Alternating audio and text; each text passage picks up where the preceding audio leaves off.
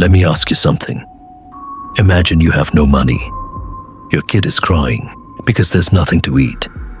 Your landlord keeps calling about rent you can't pay. And right then, someone walks up to you and says, "There's a way out. It only takes one night." You wouldn't go, right? You'd say, "No, that's crazy. That's not real." But the man in tonight's story, he went. This happened in a small town in Ohio. I'm not going to say exactly where, because the family still lives there. And when he came back from that cemetery, he didn't even realize what he'd just done.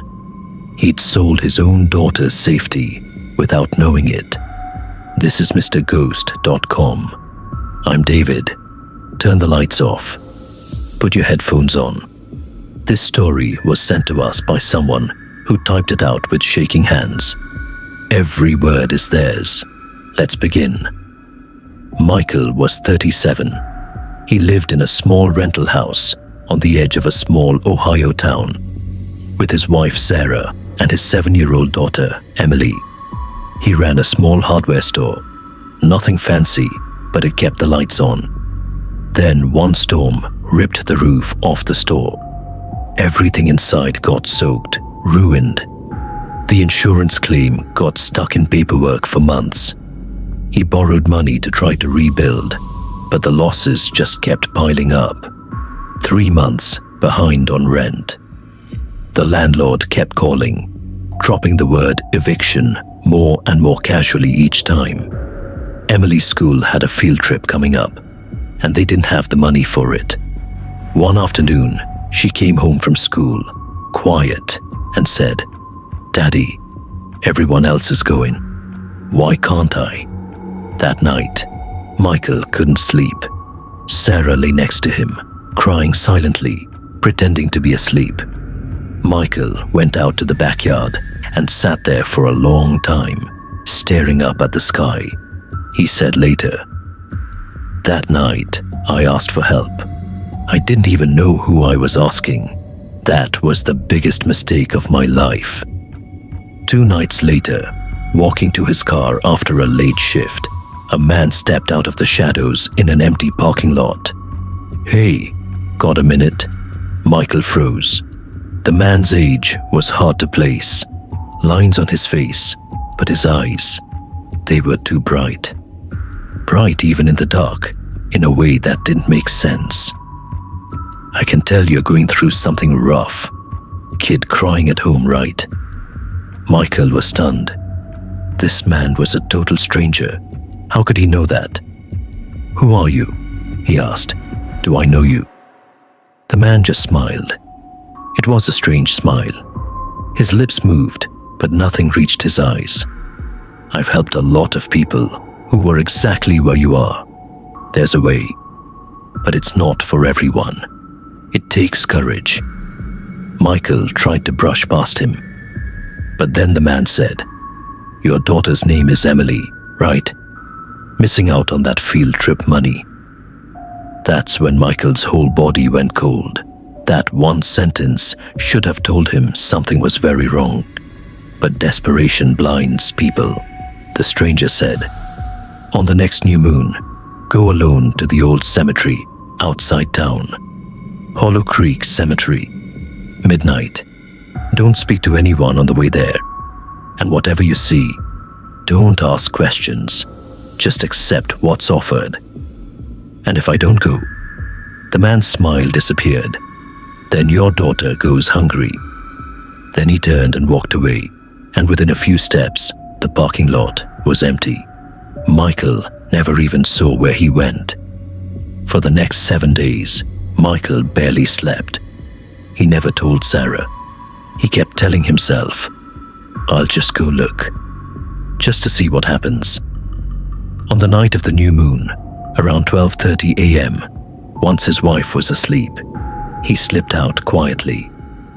Hollow Creek Cemetery was a 20-minute drive, but that night, the road felt endless. As he reached the gate, he noticed there was no wind. None at all. The leaves weren't moving. Even the distant hum of the highway seemed to just stop. He climbed over the gate. No moon that night, only stars. But their light didn't seem to reach the ground. Walking past the headstones, he had the strange feeling that something was counting his footsteps. He stopped in front of an old, cracked, moss-covered grave in the older section, because right there, his legs simply refused to move another step, like his feet were stuck in the dirt. Then he heard it, footsteps in the distance, but they were coming from the wrong direction, like someone was walking backward toward him. A shadow rose up, not from the grave in front of him, but from the darkness a few yards away. Human-shaped, but too tall, the shoulders unnaturally high. It didn't come closer, it just stood there, and a whisper came out of it, not through the air, but straight into his mind. "Tell me what you want." Shaking, Michael told it everything.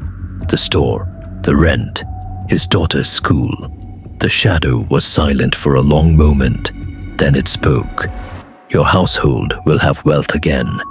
But remember, nothing given comes without something taken. I'll need someone from your home. When the time comes, they'll know."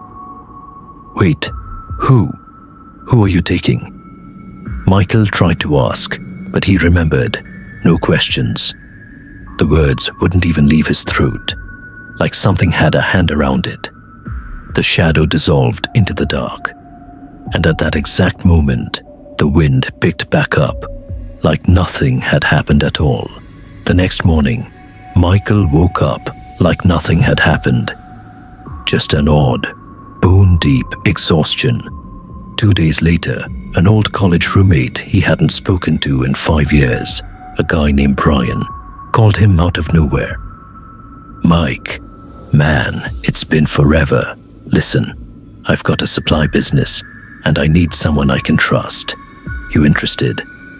Within a week, money started coming in. The rent got paid. Emily's field trip money got paid. Sarah cried with relief. "See," she said, "things are finally turning around for us." Michael smiled, but something inside him wouldn't settle. "When the time comes, they'll know." Those words kept echoing in his head. For about 2 months, everything was fine. Then, one night, Emily woke up screaming in the middle of the night. Sarah ran to her room. Emily was sitting up in bed, shaking, and said, "Mommy, there was a tall black man standing by the closet. He was looking at me." Sarah checked the closet. Nothing there. She figured it was a nightmare, held Emily close, and put her back to sleep. But the next night, the same thing happened. And the night after that. Within a week, Emily started changing. The girl who used to laugh and sing all the time now sat quietly in corners. She barely ate. She didn't want to go to school. At night, she'd talk in her sleep to someone, even though there was no one else in the room. One night, Sarah quietly watched from the doorway. Emily was sitting up straight in bed, eyes closed, lips moving in a whisper. Sarah leaned in to listen, and what she heard made her whole body go numb. "You said you'd come when it's time. Is it time now? When are you taking me?" Sarah screamed for Michael. When he ran in, Emily's eyes opened, and for one split second, her eyes were completely white. Then, just as fast, they went back to normal. Michael's stomach dropped. He remembered the cemetery, that night, that voice. Terrified, Michael went to see Father Thomas, a priest at a local church. At first, out of shame and fear, he didn't want to say everything. But the priest looked him in the eye and said, "You're hiding something, and whatever it is, that's the real problem." Michael broke down and told him everything. The stranger in the parking lot, the night at the cemetery, the shadow. Father Thomas sat in silence for a long time. Then what he said made the floor feel like it was falling out from under Michael. What you did wasn't just asking for help. That night, you made a pact, a binding one, and these kinds of entities never let go on their own. It's formed a connection with Emily now. And there's something else. That man who approached you in the parking lot. He wasn't just a man. He was a vessel for the same thing. He's pulled in a lot of people this way. Michael's voice cracked. I only did it for my daughter. That's exactly the trap, Father Thomas said. You'd think you made a choice.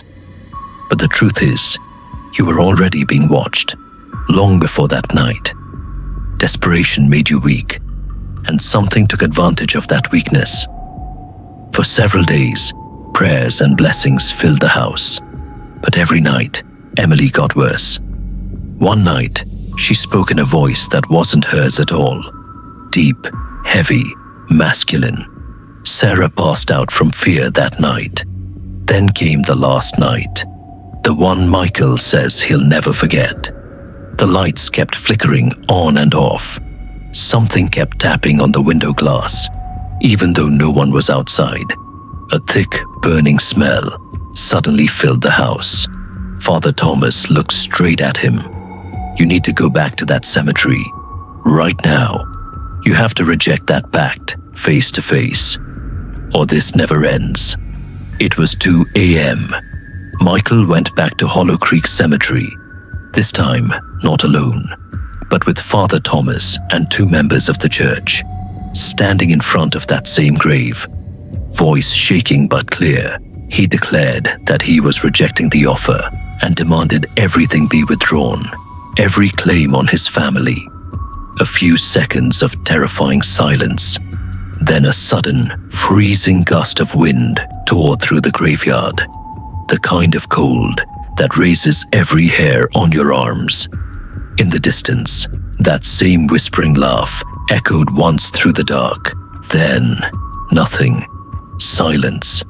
After that night, Emily never saw the tall black man again. Slowly, she went back to laughing, back to school, back to being herself. But there's one thing Michael never told anyone. Exactly 1 week after he rejected that pact, Brian's supply business, the one paying all their bills, suddenly collapsed, and Brian himself vanished. Phone disconnected. Not at his apartment. Gone. Like he'd never existed at all. To this day, Michael wonders, was Brian ever really his old college friend? Or was he part of the same arrangement all along, sent to keep him distracted, right up until it was time to take his daughter? Even now, on every new moon, Michael stands by the window, just watching, just checking if there's someone out there in the dark, looking back at him. So next time, someone tells you, there's an easy way out, stop. Think about it first, because the things that look free, they always cost the most. So, what did you think? Drop a comment and let me know. And here's a question for you. Who do you think Brian really was? If you want more chilling stories like this every day, hit subscribe and don't forget to like the video. It helps this story reach more people. If you've got a real experience of your own, send it in.